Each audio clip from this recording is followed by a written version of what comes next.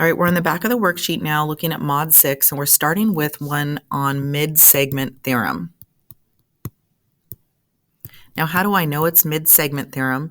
Because this is being told to me as equal to this, and here's the double lines, double lines. It's telling you that that line through the center of the triangle is going through the midpoint of both sides. So that's how we know we have a mid-segment. And what's the rule? The rule is that x is half of the base of 24. So x is half of 24, x is 12, and this is units or feet because it's a distance of a side, and you just say that it's by mid-segment theorem. That's it. Isn't that fun if you notice that? It's super easy and fast. All right, next one, there's a couple things I want to show you in case you're like, what the heck? What do I do here? So notice that this 13 is an alternate interior angle to this one up here. So technically I could go put this 13 right here. Then this 105 across, this is a vertical angle to this one right here.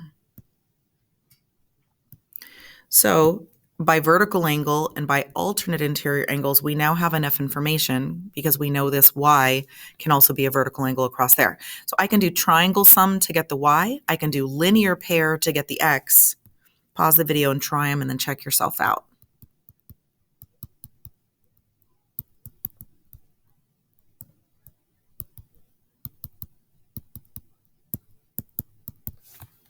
So 180 minus 13,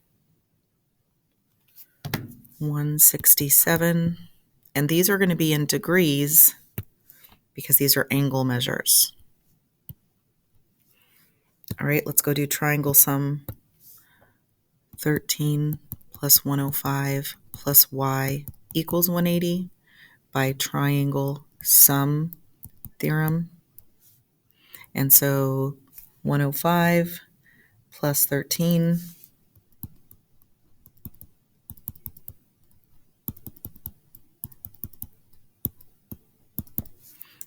minus 180, I'm getting 62 degrees. And that one was by triangle sum. All right, this one over here says to factor or complete the square. It's up to you. So let's look at some options here. First, I'm going to move the 0 over. Notice I could divide a 3 out, like 3 would be then times x squared plus 2x. Open space to complete the square, and then move that minus 9 back off to the side.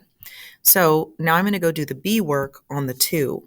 So I'm saying half of b is half of 2, which is just 1 squared, which is just 1. So we would be adding 1 and subtracting 1 3 times. Why 3 times? Because of this 3 up here. So if you chose to complete the square, 3 quantity, x plus 1 squared, and then this is becoming a minus 9 at the back, minus 3, which makes minus 12. So now when I add the constant to the other side, I get 12 is equal to 3 times quantity x plus 1 squared.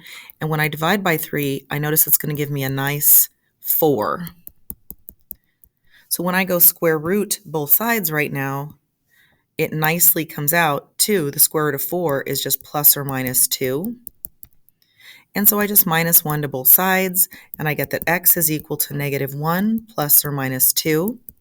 So x is equal to negative 1 plus 2. X is equal to negative 1 minus 2. There's my 2 solutions, my 2 real roots. So if I get whole numbers when I complete the square or when I if I complete the square or do the formula and I get whole numbers, then I know I could have factored it the whole time. Okay, so for a second, I'm just going to show you like what would the factoring have looked like, and should you have preferred to choose that method? So starting back to the beginning, I'm going to go back and see that I have a 3 out in front of all of that, meaning 3 could be divided out, leaving me x squared plus 2x minus 3. And then we just do the x on that. We say what times what is negative 3 and adds up to positive 2. So you might be thinking 1 times 3, and the negative's going to go here. So my factors are x minus 1 and x plus 3. Notice I do have a greatest common factor of a 3 out front, but since there's no x with it, I essentially ignore that number, and I just look at solving these two factors. So x minus 1 equals 0 turns into positive 1. X plus 3 equals 0 turns into negative 3. And then I'm reminded like, oh, hey, those look familiar. 1 and negative 3 are the exact solutions I just got a second ago by completing the square. So what do you think? Did you prefer the factoring method by pulling a GCF out and then doing the x, or do you just prefer the complete the square method, or do you want to just go formula? It's up to you. You have 3 methods. Use them as you wish. All right, this next one, how can I solve for missing side length? Given 3 sides, you got it. This is a Pythagorean. X squared plus 9 squared. Those are my 2 legs. And here's my hypotenuse. So we say Pythagorean theorem can be used, which is leg squared plus leg squared equals hypotenuse squared. So x squared plus 9 squared is equal to, that's a multiplying binomial problem there on the end. We haven't seen that since first semester, so let's see what's about to happen here. X squared plus 81 equals, all right, how do I do that? I stretch it out, x plus 5 times x plus 5. So x times x is x squared. X times 5, 5x. 5 times x, 5 times 5. Some of you did this FOIL method. Some of you did the box. Do you remember that? Now, what's going to happen is I'm going to minus x squared from both sides, and notice, oh, those end up just canceling out. So it's not as bad as I thought once I saw that x squared. And then on this side, I've got 10x, combining like terms, and then plus 25. So minusing 25. Let's grab a calculator. What is 81 minus 25? That is 56. So I get 10x equals 56. Divide both sides by 10. I'm going to get that x is equal to 5.6. Pythagorean theorem to find the missing side. Okay, next one says go ahead and use the quadratic formula. So a is 2, b is 7, c is negative 4.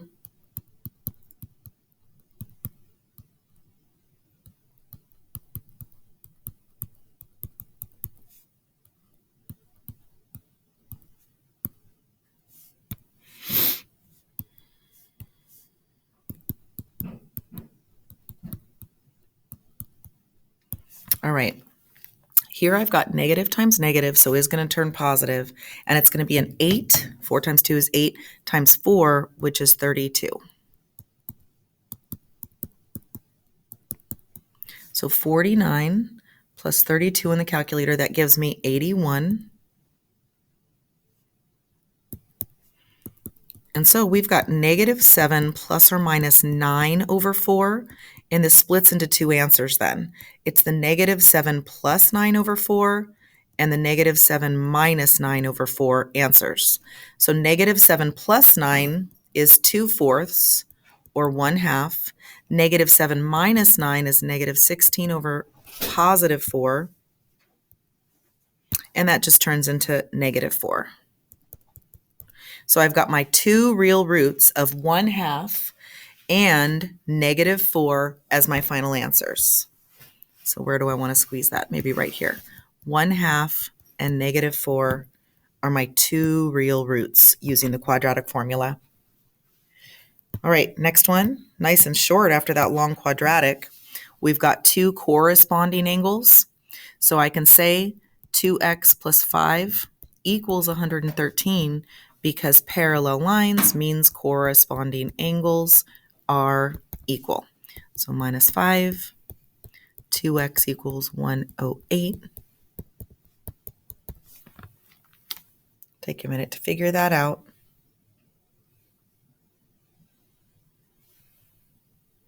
You got it. Did you get x equals 54 degrees? And so the reason for this one was parallel lines mean corresponding angles are equal, and then x equals 54. All right, next one's just a practice for a proportion, cross multiplying. Pause the video and try it. 3 times x, 7 times x plus 4,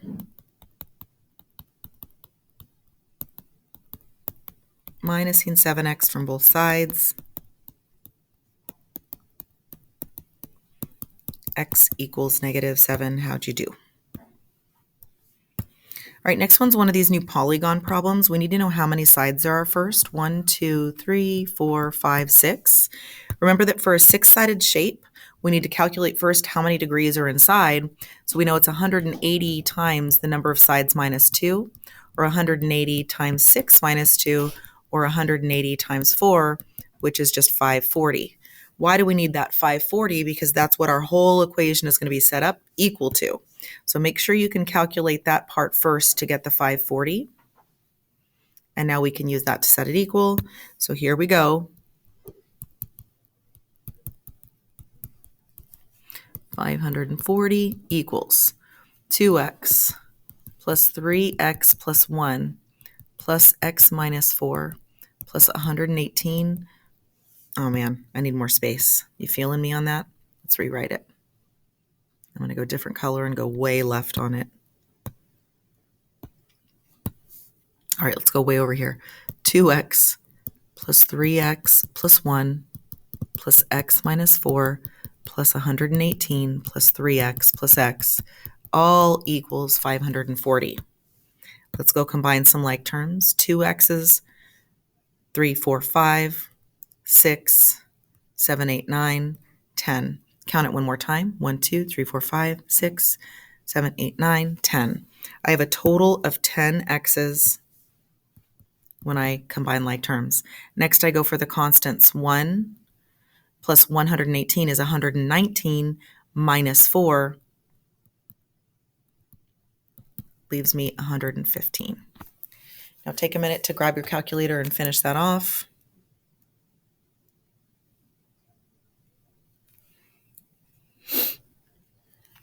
I'm getting 10x equals 425.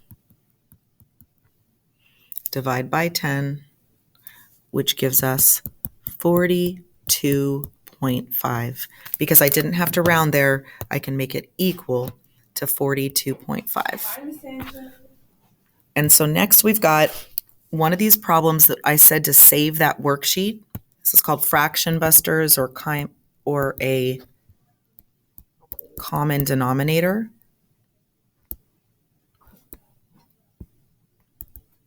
So we're going to go ahead and just save that for later because we're going to do the whole back of the worksheet. Feel free to try it if you want. I can tell you the answer if you want to in class.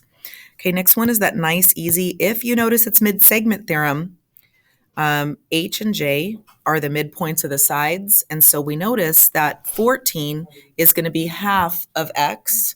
And so x is going to be double 14. And so 2 times 14 is 28, and that's by mid-segment theorem. And that's it. So if you notice it's a mid-segment, super easy problem. And by the way, that is units because it's a side length. All right, last one is hint, hint, telling you to factor. What times what makes negative 40 and adds up to negative 3? Okay, you got it. 8 and 5. Which one gets the negative? It is the 8. Remember that those are factors equal to 0. The goal is still to solve here by the factoring method. So we set x minus 8 equal to 0. My negative 8 factor turns into a positive 8 solution. I set the positive 5 equal to 0. My positive 5 factor turns into a negative 5 solution. I just found my 2 real roots. And again, what are these real roots? Well, if I were to graph this parabola, I'd have it touching at negative 5 and positive 8. There's my smiley face parabola. What are roots? They're the 2 places that our parabola touches on the x-axis. That's why we solve these. All right, last one, polygon here, adding these up. We've got a 1, 2, 3, 4, 5-sided figure this time. So 180 times, 5 minus 2, which is 180 times 3. So grab that calculator.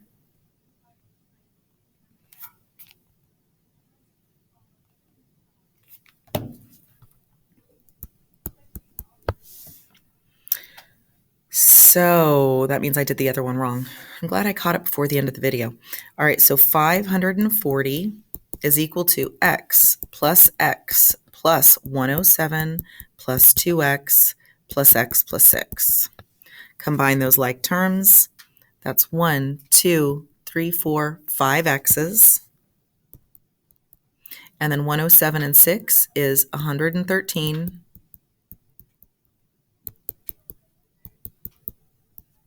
So we get 5x is equal to 427 divide by 5. Final answer, 85.4. There's no rounding, so we can just set it equal. So let me go ahead and go back up to that other 6-sided figure, because I think if I got 540 here, it means I did the other one wrong, did I? So way back up here, what is a 6-sided figure equal to? So this one's going to be 180 times 6 minus, and so 6 minus 2 is 4. 180 times 4 should have been 720. So let's change this right here to 720. Change it right here to 720. 720 minus 115 should have been 605.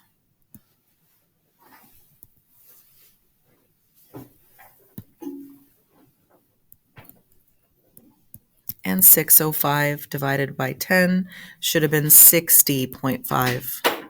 How's that? Is that way better? Were you guys about to email me? Okay, good job. That's the back of the worksheet.